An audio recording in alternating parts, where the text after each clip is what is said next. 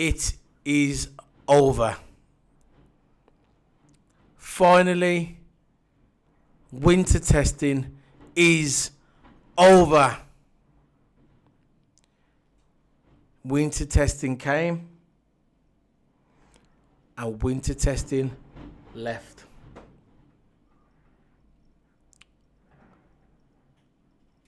It was like watching paint dry. Literally, it was like watching paint dry. Headaches on social media, just reading the Marks comments. Yeah, Marks. Fans of F1 who claim to be experts. Experts who has never ever been in a car. You see him all over the internet. You see him on Twitter. That alone, just reading their comments, just gives me a headache, gives me a migraine. Because this week is been one big fat migraine. Let's face it, who cares? Hey? Who cares about winter testing? Who cares about Valtteri Bottas' beard? Who cares that Paul di Resta, who wasn't even there this week? I hope he won't be there in 2 weeks' time either. Who cares what Paul di Resta says? Who cares what little Johnny says? Who cares what Natalie says? Yeah, all Sky commentators. And by the way, all of them biased against Lewis Hamilton and that right there.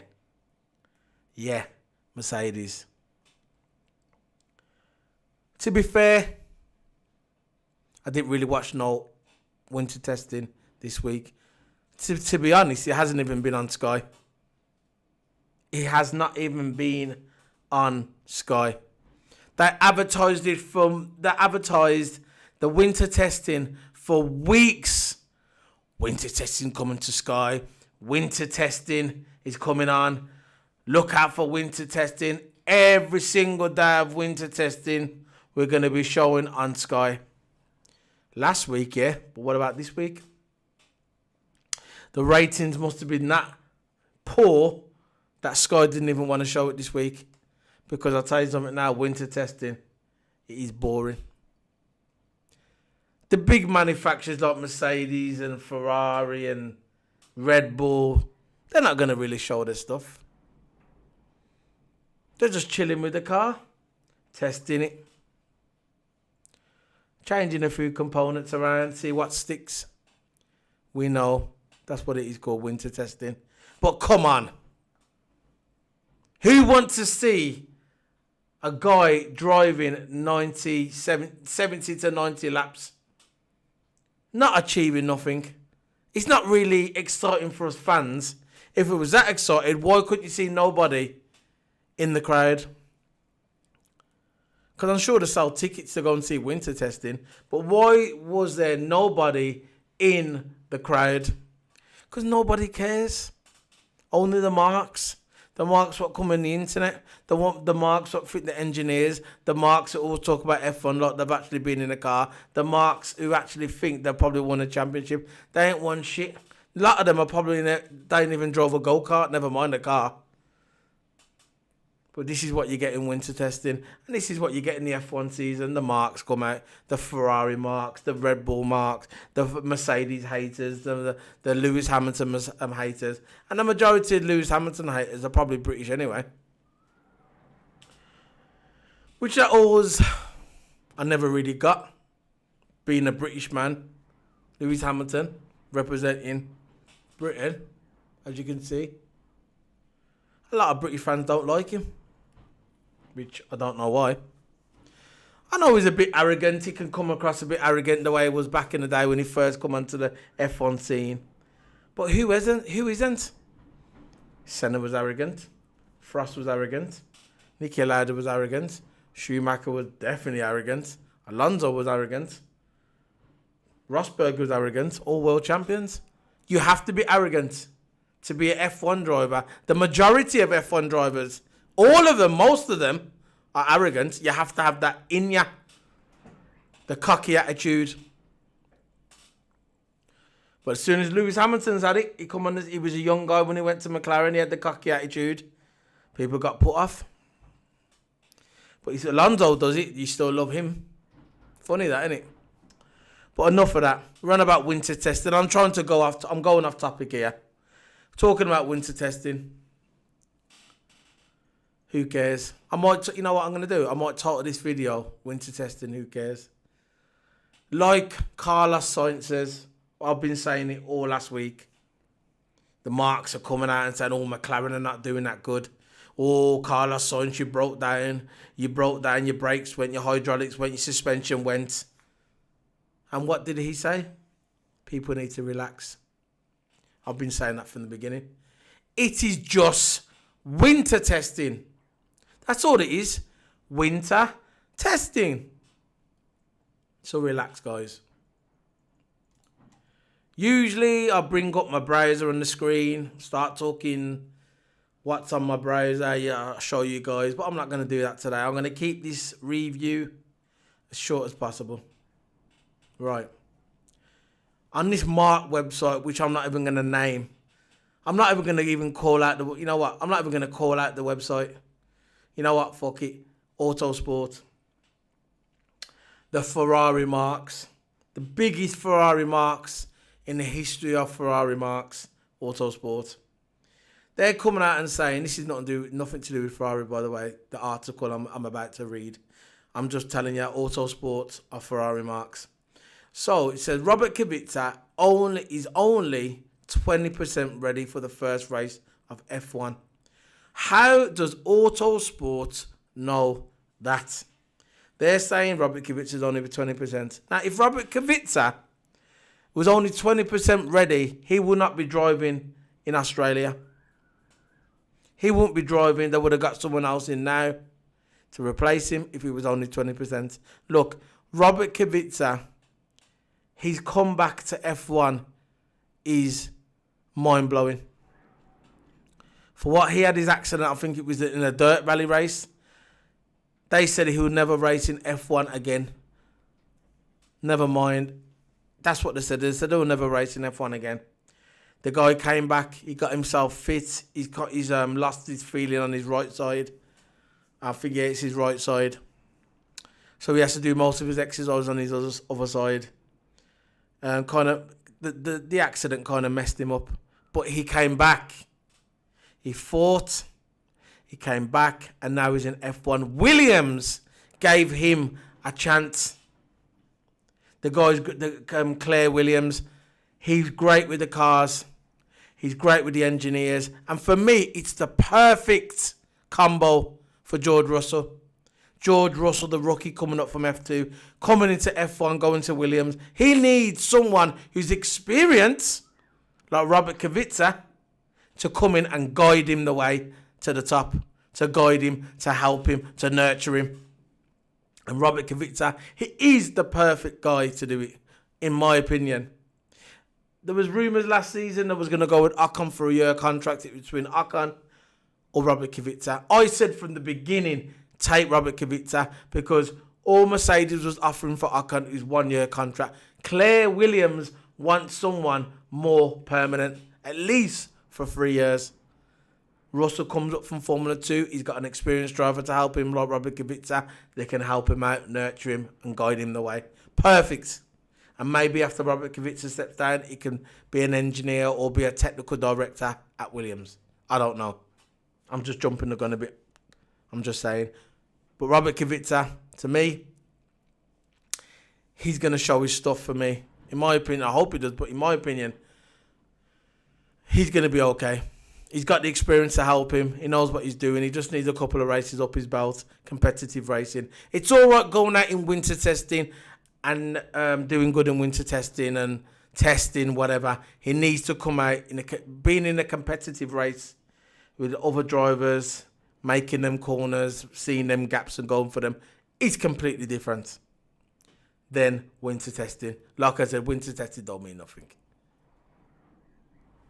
Going back to that again with the winter testing, to me, why it doesn't mean nothing. This is the real reason. This was the real reason why, to me, it doesn't mean nothing.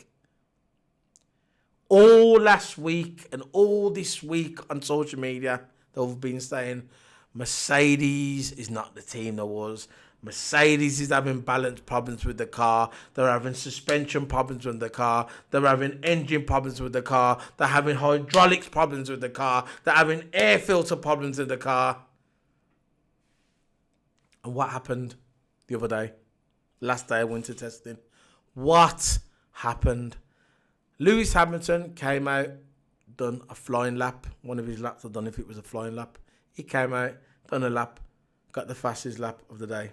Now, I could have told you guys this ages ago. This is what I was telling you. Goes back to my point at the beginning of the video, at the beginning of last week. It's winter testing.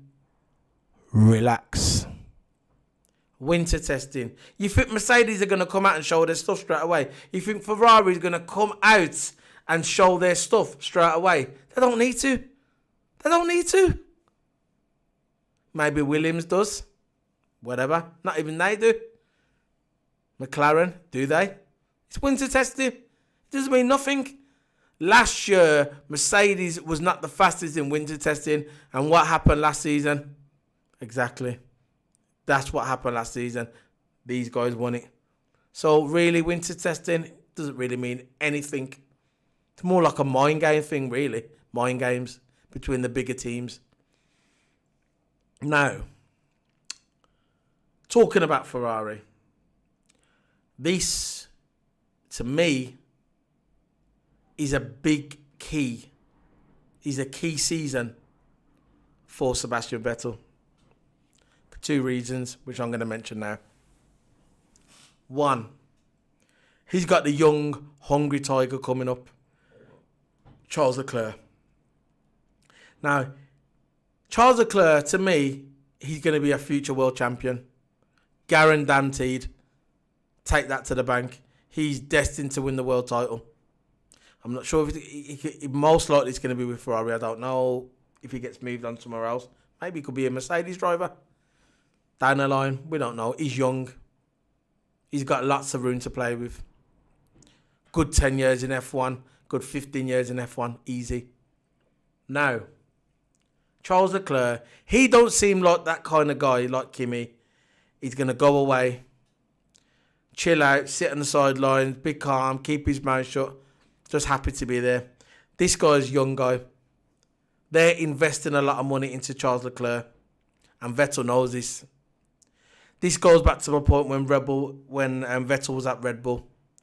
4-time world champion. Daniel Ricciardo comes along, young hungry tiger, just like Charles Leclerc. And starts out qualifying Vettel. Put Vettel off. What happened to Vettel? Ended up leaving Red Bull, going to Ferrari.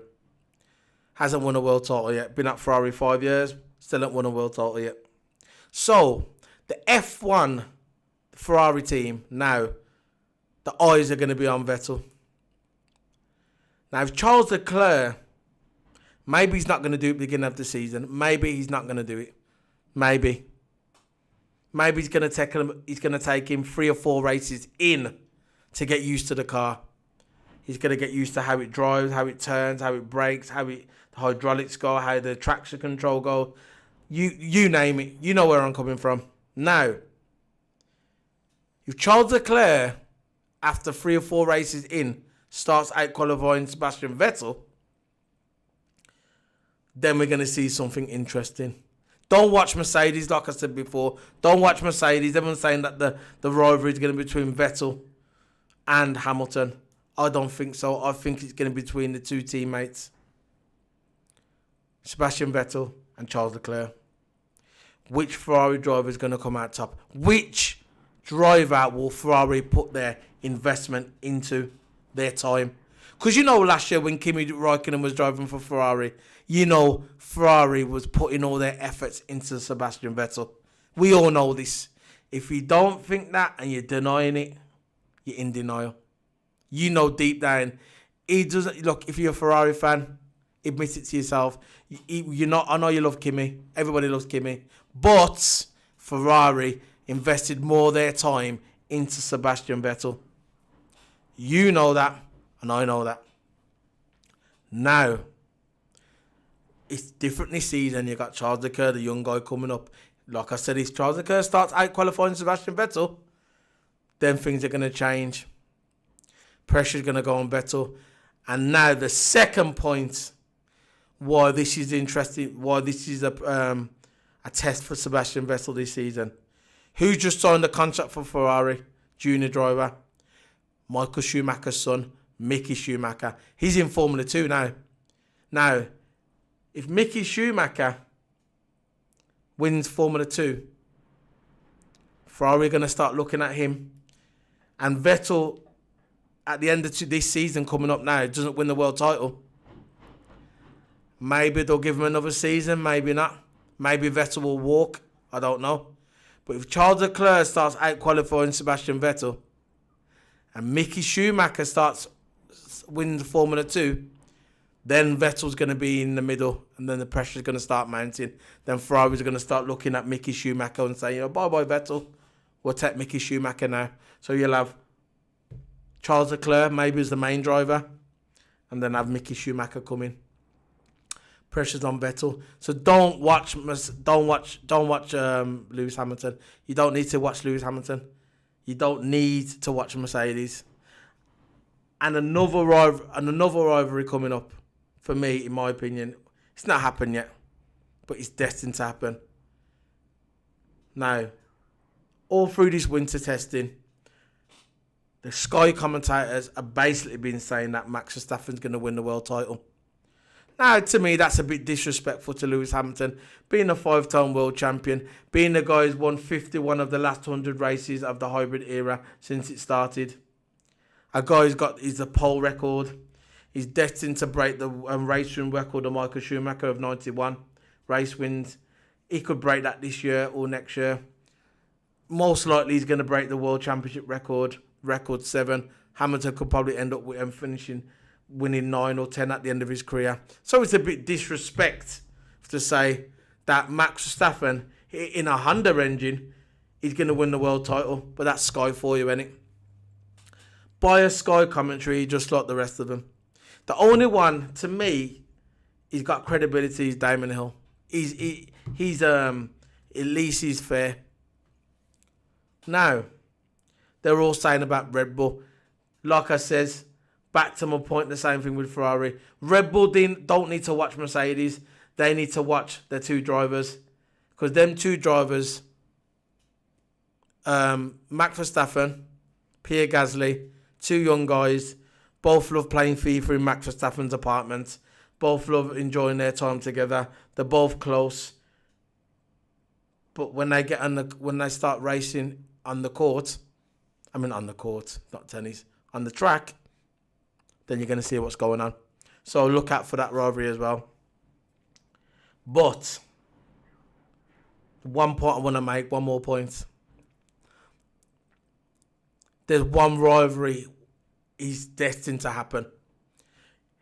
It's not going to happen this year because the guy, he's a third driver for Mercedes. He's basically a simulator driver, Ocon. I can't wait for Ocon, Max Verstappen to start their rivalry. When Ocon finally goes to Mercedes, he goes to the best team in the Formula 1, Mercedes. Going for their 5 Constructors title in a row this year. When he goes to Mercedes and Max Verstappen's at Red Bull with that Honda engine, what a rivalry that's going to be. I can't wait for that to start. It's not started yet. This goes back to their Formula 3 days when there was rivalry together. Formula 2 days when Ocon won the title. Verstappen comes second or third. But this, and you know they don't like each other. It's not Senna. It's going to be like a Senna and Frost. I can't wait for that rivalry to start. So that's it. What else is out there? Yeah. Something I want to mention before I go. Alonso.